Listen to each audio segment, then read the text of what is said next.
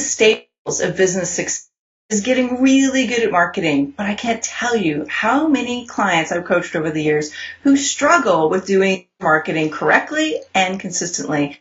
I want to bring an expert on today, someone whose advice is going to help you ramp up efforts and get much better results. Hi, it's Melanie Benson Strick. I'm America's leading small business optimizer, and you're on my Small Business Optimizer podcast. This is where I bring all kinds of tips, advice, strategy to help you make the little changes in your business that will move your results forward. And one of my favorite ways to do that is to learn from other people who've already become successful with their business that we can learn and grow with. Now today I want to bring my longtime friend Katrina Sawa to our series. And Katrina, as the creator of Jumpstart Your Marketing and Sales System, is also author of Love Yourself Successful.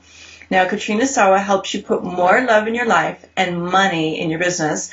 And I got to tell you, both of those combined is going to just make you magnetic and powerful out there in the world. So, Katrina, thanks so much for joining us today, and can't wait to hear your nuggets of wisdom. Mel, it's been a while since we've actually talked, so it's fun to be on the podcast. Yeah, as a matter of fact, normally we run into each other at networking events, or as part of WSA, we'll kind of find ourselves at the same events. So it's kind of fun to do this very intentionally today and be able to hear more from you. So let's get a little bit into how you got started in this big world of for entrepreneurship. Right. I used to be in advertising sales back in 2000 to 2002. I used to sell advertising at the local newspaper here up in Sacramento, California. And I'd run into small business on doors, right? Going into business owners or networking at chambers. And they were either working way too hard or they weren't doing all the things that would make them successful in their business. And I'd be going in there trying to sell them ad, but find out, okay, well, we can't stick in your ad because it doesn't drive them anywhere, or action. You know, there were so many different problems. They didn't know what they were doing. So they were dropping like flies and closing their doors because they weren't really educated on how to run a small business. So that's how I got the passion for really helping small business owners, and just launched that on my own. And at that time, and I didn't know what I was doing, but I for some reason I knew what to do, and I have a marketing degree, but frankly that didn't help a lot in this world these days. I kind of find that the way most of us were trained, like I was trained to do marketing in the corporate world, it does not translate well to being an entrepreneur and in this part of the business. You gotta, be able to understand the psychology of what people want and how they make buying decisions. Sounds like that's kind of where you fit into the puzzle. Yeah, I learned a lot along the way, and I was top in sales in that position, and I just so happened that I knew what to tell people to do. And so I figured I need to do more of that, not just sell ads. Yeah, exactly. And sometimes the school of hard knocks is the best education, but it's also the most expensive education you can buy. So, you kind of evolved into someone who helps people jumpstart their marketing. You have a lot of different ways you help your clients. What's the number one problem you think today it turns into efforts? They really try to learn it all themselves and do it all themselves. You know that. It's probably the number one issue. And I tried to do it for 3 years too. I can't, I was the same way, but I spent a lot of money and wasted a lot of time. And when I finally learned from somebody who would just tell me what to do, it was like so much easier. So, I talk to people all the time, and they say, well, I'm going to learn I'm going to take class on whatever. And I'm like, stop it. You're working way too hard. There's just like 7 things in each of those things you need to know. You don't need to know all 147 of those things in each area. You need to know 7. And then which ones are you going to delegate, automate, or systematize? You just hit the nail on the head, and it was actually probably those things that just got my what do they call it, your jowls up, or whatever that saying goes. Where people would say, well, I need to learn this all myself before I can delegate it. No, you don't. You need to learn what outcome you want and what the core strategy is, and then find people who can do it better, faster, or cheaper than you, especially if it's not something that's part of your core offerings and it's not necessarily your genius on this planet. I know. And just some people don't get it, and then you just have to bless them and let them go figure it out and hope they don't waste too much time figuring it out, and then they usually come back a couple of years later and they're like, okay, now I need to know what to do because I'm out of money. Yeah. Can you perform a miracle overnight and make me have all these clients and 6 figures of income, even though I don't have none? Yes, I know that one. So, all right. So let's say someone's in that situation where they're like, okay, I need to learn. I need to figure out how to market better. What are some of the basics that you see people, if they just did like these 2 or 3 things better or more effectively, they get such better results with their marketing? Yeah. I mean, if you think about, you just have to get in front of more people more often and in more ways. It sounds simple, but most people are only talking to or interacting with, online or offline, maybe a couple dozen people a month, maybe 2 or 3 or 4 dozen people, but that's just not enough. And they're not having the deep enough connection. So there's getting in front of more people in many different ways, either through networking, speaking, social media, your database, referrals, or you need to go deeper with some of those people and get them into something, whether it's a free call or a free this or to get them experiencing you in one way or the other. So there's 2 aspects of that, but it's usually more quantity. Yes. More people, more often, in more ways. Yes. Okay. So what we're really saying, you can't just go to networking meetings and hope that that's going to fill your pipeline.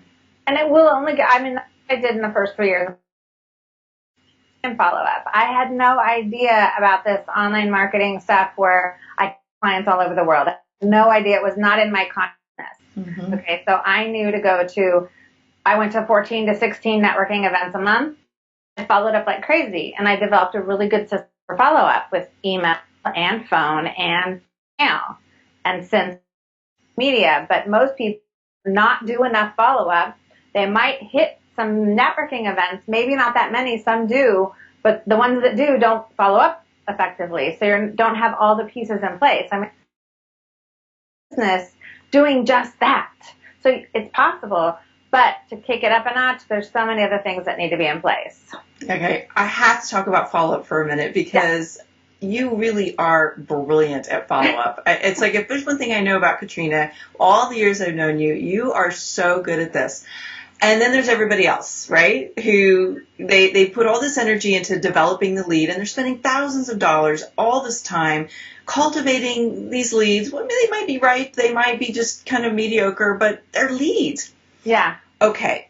What has to shift for people to embrace it? Because here's what I hear from people. I forgot. Oh, I got busy. I got sidetracked. I felt weird. I didn't know what to say, right? So what has to shift so that someone who's taking the time to cultivate these leads can start to profit from them? Right. Or they say, I don't want to be pushy. Exactly. Or I don't know how much is too much to contact them. Stop it. Okay, is what Number 1, stop. Stop it. Stop the madness. Okay, so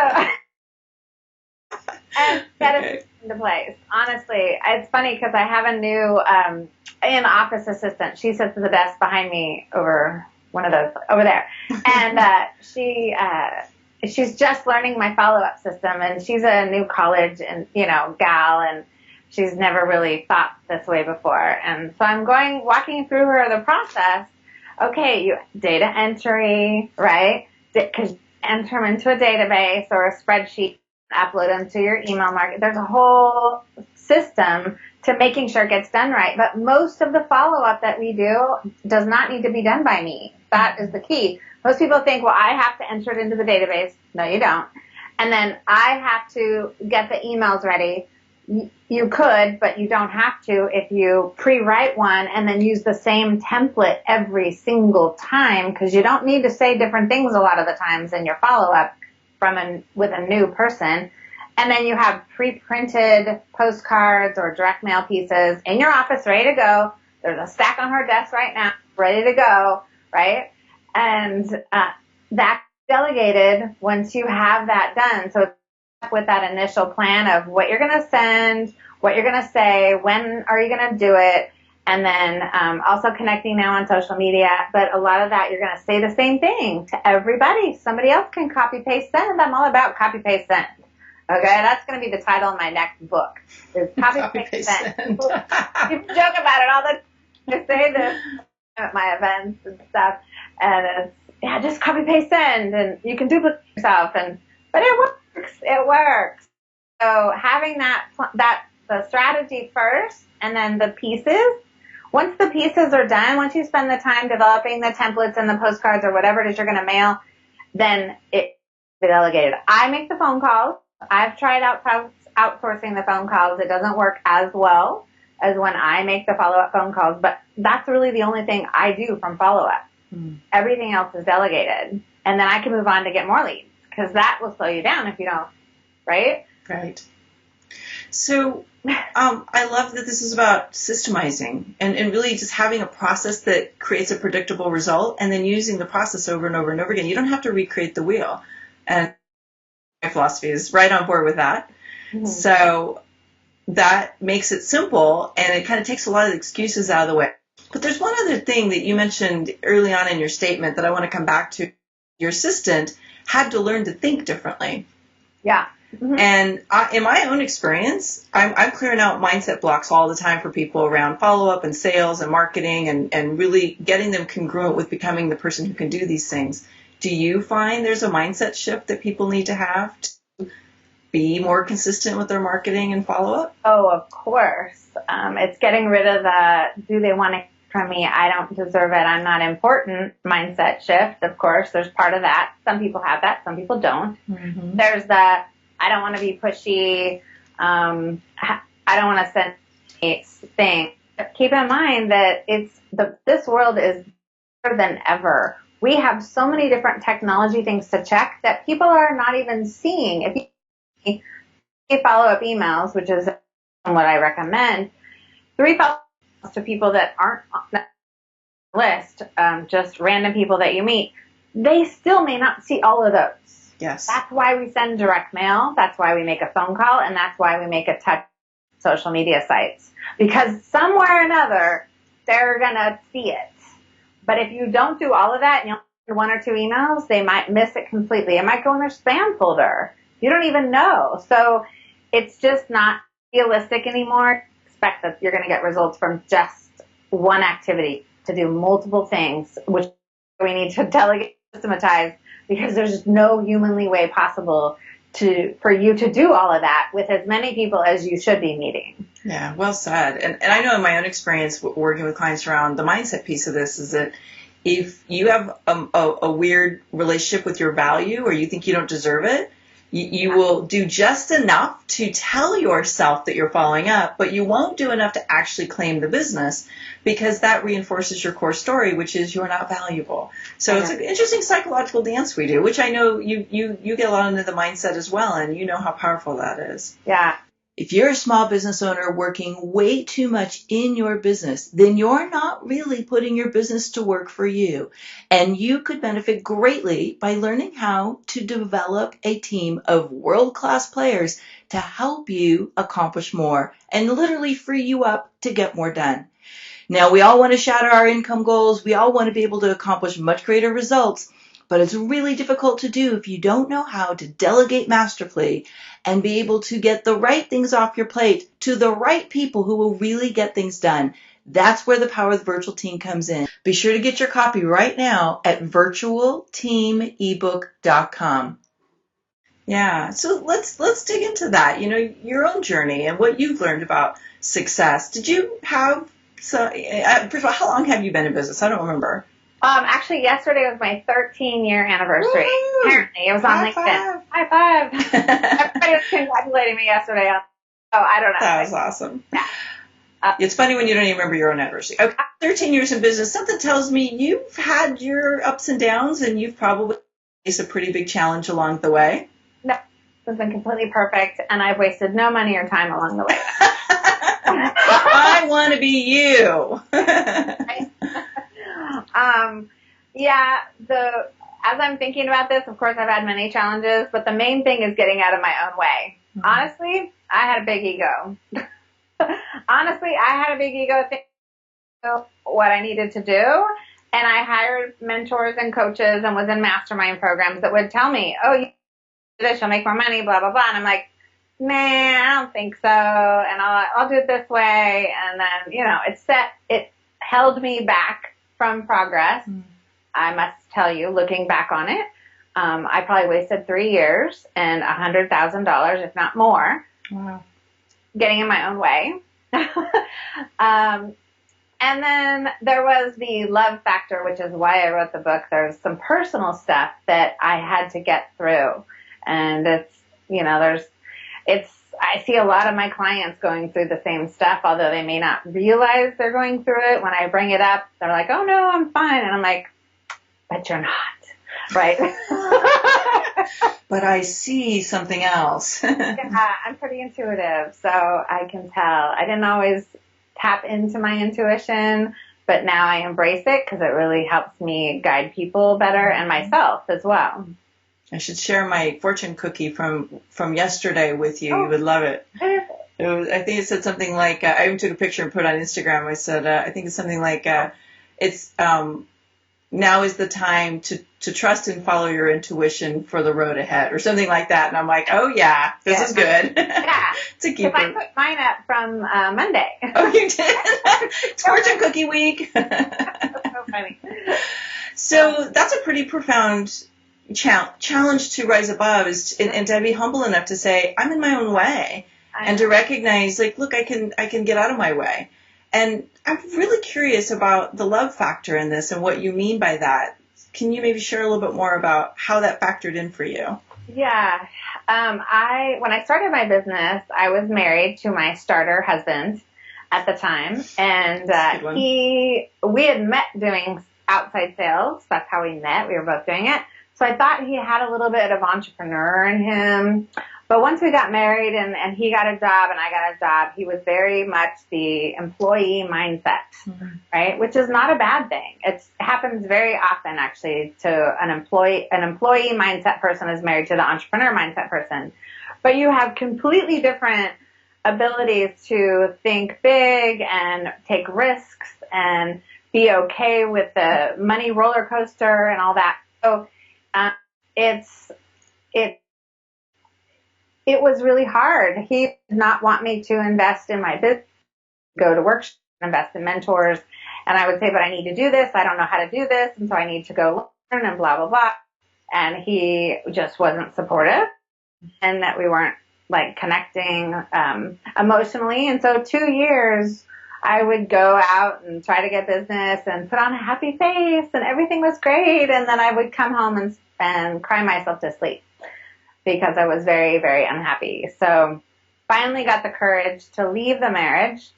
It was really not easy because, of course, 2-income household, right? And my income was like this and his was like this. So I'm like, can I do it? Right? And I just had to leap out in faith that I knew this is what I meant to do and it's all going to work itself out. That's been a lifelong belief of mine, and I didn't really realize that I believed so heavily in myself until I went and looked back, But I did. I jumped out. We owned a house together. I actually went and bought a house by myself. At the same time, I was still paying for the other house. With my income like this, I mean, nobody does that. And I don't know what came over me, but it all worked itself out. I made enough money to pay everything and grow, and then I invested more and grow and grow and grow. And but then I had the online dating roller coaster and all that stuff. And finally now I'm married to a really wonderful guy who's completely supportive, has that entrepreneurial spirit. And we've gone through some health challenges, each of us, but I couldn't even be happier over here. So I believe that if you're not happy over here, the money doesn't always come like you really want it to, no matter what you're doing in your business.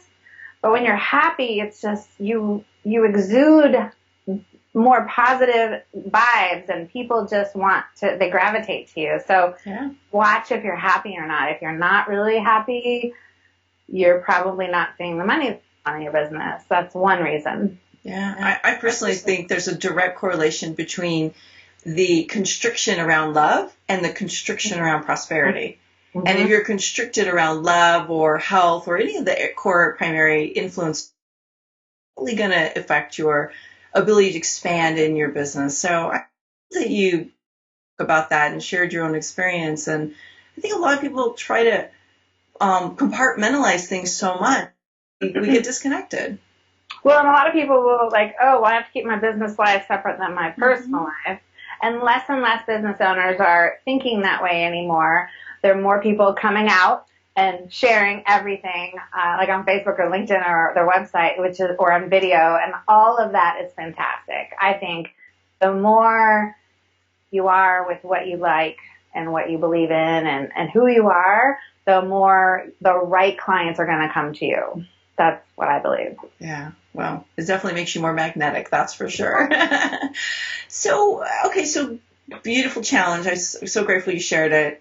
Such a huge thing to learn and grow from. Now let's talk about what you figured out how to make work right and how to optimize it so that it could perform well. What was that area for you? Share with that. Well, it does come back to systems, but when you look at your website and your shopping cart or whatever system you need to run your business, some people don't need a shopping cart. Most people in our space do, but some people believe they don't need it yet. Well, if you're selling a 1-hour consultation, you could use a shopping cart. And it's housing everything that you're doing into one system so that it's easier for you to manage, easier for a team to manage. It takes people through a process. It could still be very personal. Web pages and videos and things can be very interactive if you set them up that way and you have a strategy for that. So I believe your website is your hub, the hub of your business, and you want to have the right components in there, the right functionality, the right interactive tools and environment so that the people that come want to play with you, they want to interact, they want to know more. And if you don't have that, it's just really hard, I think, to build trust and connection and credibility these days. So a lot of people still skimp when it comes to their website. You don't have to spend $5,000 or $10,000 on a website, but you need to get some professional help. Yeah, not one of the homemade blog type. Yeah. And again, there are some people that's okay. I think we could both say that, there are places where you can get away with that. But if you really want to attract a higher quality client, you got to have a higher quality marketing presence. Yeah. And I've certainly seen the benefit of just my pictures alone have made me thousands of dollars. But you have a good presence, and I'm glad you brought that up because I think when we do business in person, it's easy. Like I see you, you see me, there's trust. But when we're moving it into an online connection, all of that goes away. And it's the experience we create for people. So really getting some professional support and getting help to get that right can go a long way to multiplying the zeros at the end of your bank account. So it's a worthwhile investment. So if there was like the funnel, the marketing, the website presence, all that, if you're going to prioritize the most important place to start first, because that can start to feel a lot to some people, what would you do first?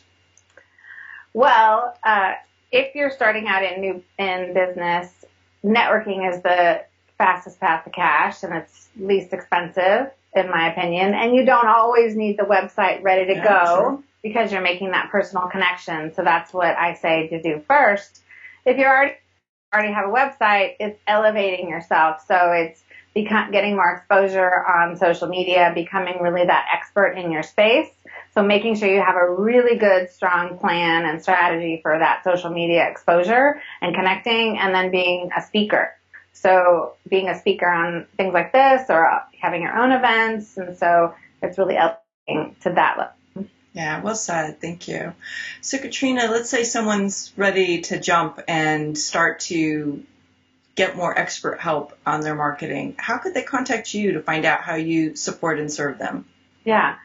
So there's some free stuff on my website. You're welcome to go there, experience me more through some audios and trainings, and then you can always come and talk to me as well. I do various different forms of calls and stuff. But, I understand if people don't know me, then you definitely want to get to know me better, and go to jumpstartyourmarketing.com /free gifts. Oh, so, good. Okay. Great. That's a good place to start. And that's a great place to start. Yeah. Thank you. It's very accessible, and I do like to talk to people. So don't hesitate to reach out if you're interested. So good. And we'll have Katrina's contact on the podcast page as well. So there are ways to connect with her and engage social media. You can head over to Strick.com and Katrina Sawa. Now, Katrina, I'd love to wrap up with maybe a favorite quote that you have that inspires you and keeps you motivated. Well, honestly, the one quote that always comes to mind is "Just do it" with Nike. I love that. Simple, effective. People that sit on decisions. I mean, you and I both know people that are making 6 and 7 figures. We don't sit on decisions. We make a decision and we go. We make a decision and we course correct along the way if something happens. But it's not about pondering, right? So just do it. Just dive into something. But that's the one quote that I think is, Jumpstart. Hello, I'm a little pushy with what to do, but only because I want to be successful. That's all. Yeah. So just do it. Just go get Katrina's resources and start to jumpstart your marketing with her. And I'd love to hear your insights and ahas from today's interview as well on the blog at melaniebensonstrick.com. So, Katrina, thanks so much for being here today. I appreciate you sharing your wisdom and even just your own journey is so inspiring. And I'm sure so many people can relate to this in some way, shape, or form. So always fun to learn about people behind the scenes. All right, everybody, we'll see you again next week with another really fantastic, inspiring, and insightful interview with someone that I think you're going to really enjoy getting to know. Bye for now.